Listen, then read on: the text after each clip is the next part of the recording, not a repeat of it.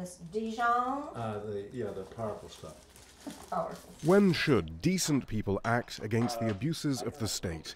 At the height of the protests against the Vietnam War, John and Bonnie Raines faced that dilemma. You don't break the law lightly, and especially you don't go after the FBI lightly. If you have 3 children under 10, as we did back in 1971.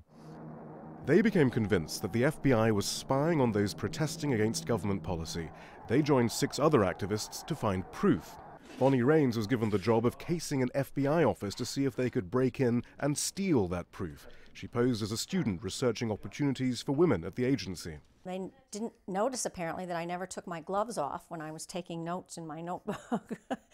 On March 8, 1971, the activists broke into an FBI field office in the building behind me here in Media, Pennsylvania, hoping that the agents inside were too distracted by a Joe Frazier-Muhammad Ali title bout that was underway.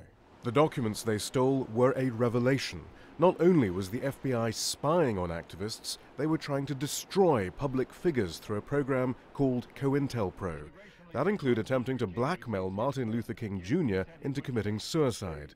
For the Raines, the reforms that followed their break-in were undone after 9/11. One of the most important documents we got from the FBI said very clearly, we want to increase, this is a direct quote, we want to increase the paranoia that is endemic to these kind of folks and persuade them, I'm still quoting directly, that there is an FBI agent behind every mailbox.